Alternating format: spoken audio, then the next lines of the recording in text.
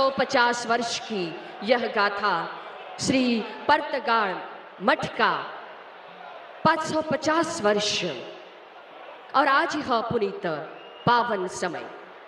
प्रधानमंत्री श्री नरेंद्र भाई मोदी जी से सविनय आग्रह है कि पूज्य स्वामी जी विद्याधीश श्रीपाद वडेर तीर्थ जी के लिए फूलमाला प्रदान करें।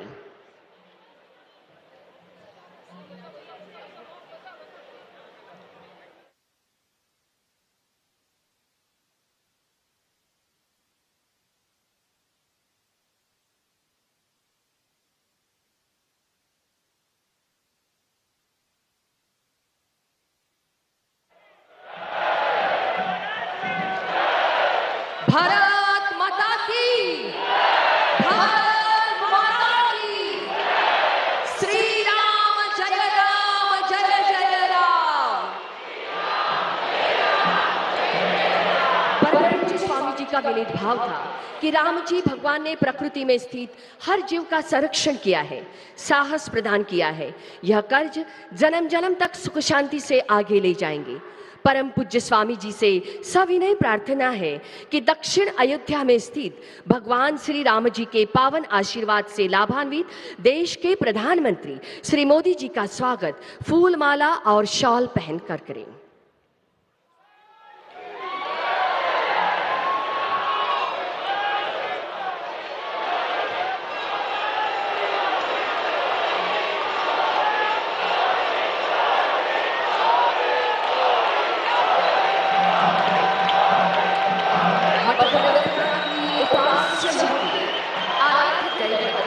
भगवान श्री रामचंद्र की चांदी की प्रतिमा गौरव रूप में आज देश के प्रधानमंत्री श्री नरेंद्र भाई मोदी जी को प्रदान की जाएगी।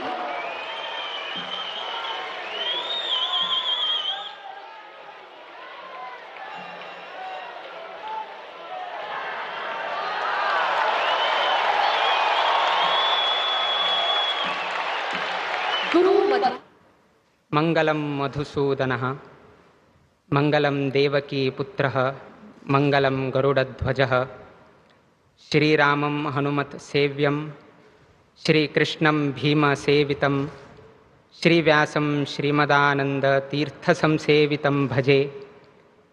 ब्रह्मान्ताः गुरवः साक्षात् इष्टं दैवं श्रियःपतिः आचार्याः श्रीमदाचार्याः संतु में जन्म जन्मने। श्री गुरुभ्यो नमः। हरि ओम। आज का दिन अत्यंत पर्तगाली मठ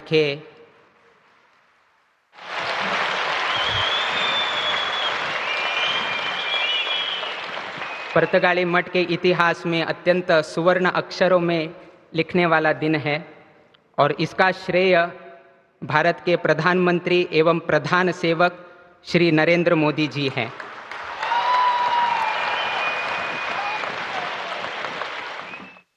मठ की तरफ से और व्यक्तिगत रूप से और सभी गौड़ सारस्वत ब्राह्मण समाज के लोगों से और गोमांतक के सभी लोगों के तरफ से हम नरेंद्र मोदी जी को यहाँ पर हार्दिक स्वागत करते हैं।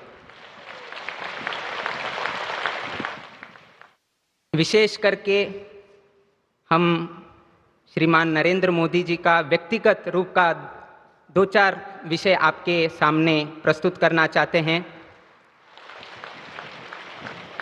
हमें एक ऐसे प्रधानमंत्री जी प्राप्त हुए हैं जो चातुर्मास के काल में एक भुक्त का पारायण करते हैं। एक भुक्त का उनका जो खाने का है सिर्फ एक वक्त का रहता है, अर्थात चातुर्मास व्रत भी हमारे नरेंद्र मोदी जी पालन करते हैं। अगर सोचा जाए चातुर्मास व्रत स्वामी जी ये सब कुछ लोग करते हैं, मगर हमें संतुष्टि इस बात का है कि हमारे प्रधानमंत्री जी भी चातुर्मास के इस काल में एक भुक्त का व्रत करते हैं। उसके अलावा नवरात्रि के दिन 9 दिन उपोषण का व्रत भी करते हैं। आज हम ये सब कुछ करने के बाद, अर्थात आध्यात्मिक रुचि को अपने साथ रखने के बाद, ऐसे प्रधानमंत्री इस स्थान पर 2014 के बाद आने के बाद आज हमारा भारत देश कितना आगे बढ़ा है ये आप सबको मालूम है। तो इसका श्रेय वो चातुर्मास व्रत में किया हुआ एक भुक्त का व्रत और नवरात्रि में किया हुआ उपोषण से भी ये सब कुछ होने की संभावना है, ये प्रधानमंत्री जी ने दिखा दिया है। और उन्होंने ये भी सबको एक इच्छा जगाया है कि आप भी इस तरह का परिपालन अपने जीवन में भी करना चाहिए। हम नरेंद्र मोदी जी को ये भी कहना चाहते हैं, आपने चातुर्मास व्रत का एक भुक्त का व्रत भी पालन किया है, नवरात्रि में उपोषण का भी पालन किया है। अगर एकादशी के दिन भी उपोषण हो जाए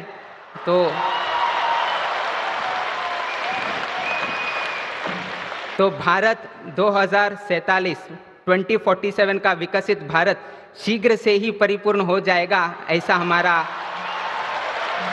विचार है।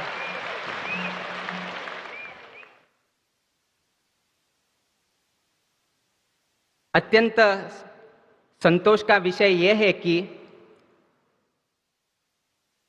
माननीय प्रधानमंत्री जी को गोवा अत्यंत प्रसिद्ध है, किंतु इसी समय या इसी स्थान में इनका तकदीर भी यहाँ पर ही लिखा गया है। उन्होंने भी अपने वक्तव्य में कहा है, 2002 में जब वे गोवा में मीटिंग में थे तब गुजरात का बागडोर संभालने के लिए गोवा में ही सब कुछ यहाँ पर अनुमति प्राप्त हुआ था। और 2013 में जब वे गोवा में आए थे तो उसी समय गोवा में ये डिक्लेयर किया गया था कि प्रधानमंत्री का जो प्राइम मिनिस्टर का क्रेडेंशियल है वे हमारे प्रधानमंत्री नरेंद्र मोदी जी होंगे करके 2013 में घोषणा भी इसी गोमांतक भूमि में हुआ था। तो इस नाते उनका जो ये पॉलिटिकल का करियर है, इसका जो तकदीर है, वो सब कुछ गोवा में ही स्थापन हुआ है। और एक संतुष्टि की बात यह है कि हम विशेष करके मोदी जी को प्रशंसा करते हैं, या भी सभी लोग मोदी जी को प्रशंसा करते हैं, किंतु उसके साथ साथ हमें ये भी विस्मृति नहीं होना चाहिए कि आज जो भी प्रधानमंत्री नरेंद्र मोदी जी है, इसका संपूर्ण श्रेय उनके माताजी हीराबेन मोदी जी को जाता है। इसका कारण ये है, गोवा का जो गोवा लिबरेशन डे है वो जून 18 तारीख को मनाया जाता है और योगा योग से 1923 जून 18 तारीख को हीराबेन मोदी जी का भी जन्म हुआ है। माँ का जन्म जून 18 तारीख को हुआ है और गोवा का जो गोवा लिबरेशन डे जून 18 को मनाया जाता है वो भी जून 18 को मनाया जाता है। और उसी गोमांतक भूमि में हीराबेन मोदी जी के धर्मपुत्र का भी पॉलिटिकल करियर का एक तकदीर भी यहाँ पर ही लिखा गया है। तो उस नाते से और एक नाता जुड़ गया है कि माँ का भी आशीर्वाद इस गोमांतक को भी लग गया है। विशेषकर से हम इस विषय पर जोर देना चाहते हैं, हम तो आध्यात्मिक जीवन से परिचित है, सन्यासी जीवन जगाते हैं, तो आध्यात्मिक विषय से इनका तुलना किया जाए तो महाभारत तो आपने सभी लोगों ने पढ़ाया हुआ है, सुनाया हुआ है। तो वहाँ पर 3 लोगों का पात्र आता है, दुर्योधन, युधिष्ठिर और भगवान श्री कृष्ण का। तो दुर्योधन का सोच क्या है ये आपको सब कुछ मालूम है, दुर्बुद्धि का व्यवहार करना, इस तरह का सोच दुर्योधन का है और हमेशा सिर्फ अपने बारे में सोच करता है, किसी दूसरों के बारे में सोचने की उनका प्रवृत्ति नहीं था, सिर्फ अपने बारे में। दुर्योधन सिर्फ अपने बारे में सोच करता था। युधिष्ठिर अपने परिजनों का सोच करता था, अपने फैमिली के बारे में सोच करता था। मगर श्री कृष्ण परमात्मा जी सभी लोगों को याद करते थे। अभी इस संदर्भ में हम उनका जन्म स्थान भी द्वारकाधीश का उनका जन्म स्थान है। जो द्वारका हम बोलते हैं गुजरात में, उनका जन्म स्थान द्वारकाधीश का है। अर्थात कृष्ण जी का जहाँ पर उनका द्वारका वहाँ पर हुआ है, वहाँ पर ही हमारे प्रधानमंत्री नरेंद्र मोदी जी का जन्म स्थान है। गोवा में भी श्री कृष्ण जी का आगमन हुआ है और श्री कृष्ण जी का गांव में अथवा श्री कृष्ण जी का धाम में जन्म होने के कारण उनका विचार भी श्री कृष्ण जी से ही बन गया है। जो भी दुर्योधन है, जो भी भारत के विरुद्ध षड्यंत्र रचते हैं, उनको भी वो पाठ पढ़ाते हैं। और जब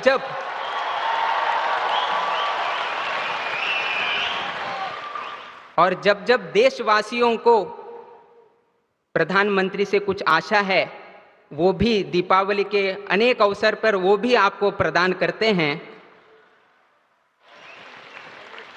और श्री कृष्ण की जैसे सोच कब आता है? कोविड काल में देखा होगा, जब वो वैक्सीन की जरूरत थी, प्रधानमंत्री जी ने हमारे लोगों को भी वैक्सीन दिलाया और विश्व को भी वो वैक्सीन पहुंचने जैसे उन्होंने प्रयास किया। ये कृष्ण जी का सोच है।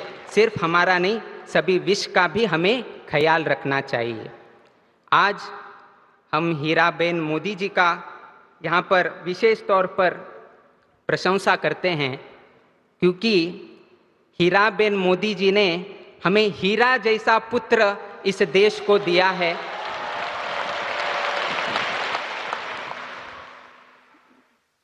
जिसके वजह से आज हमारा भारत चमक रहा है और साथ ही साथ हम सभी समाज बांधव भी चमक रहे हैं, क्योंकि हीराबेन मोदी जी ने ऐसे एक हीरे को जन्म दिया है।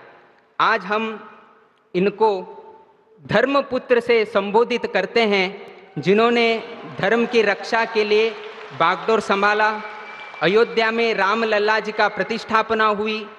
अभी दो दिन पहले ध्वजारोहण भी वहाँ पर हो गया और अभी पुर्तगाली में भी फिर यहाँ आकर राम जी का प्रतिमा का भी अनावरण करके दिया है। ऐसे धर्मपुत्र को हम सभी यहाँ पर उपस्थित सभी लोगों को हम आह्वान करते हैं कि आप जोर से तालियां बजाकर उनका फिर से अभिवादन कीजिएगा।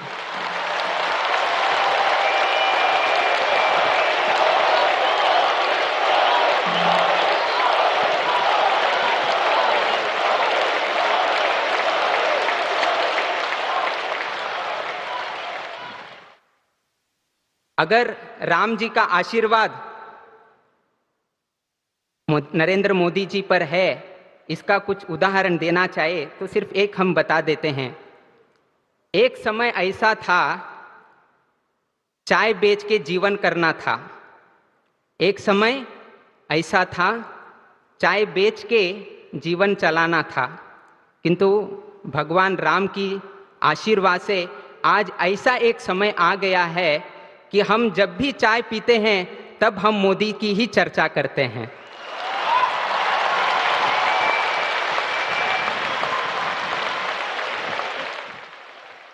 ये परिवर्तन जो उनके जीवन काल में हुआ है, तो इससे एक तो सोच हो जाता है कि इनके साथ राम जी का आशीर्वाद शतसिद्ध है करके इन्होंने आज दिखा दिया है।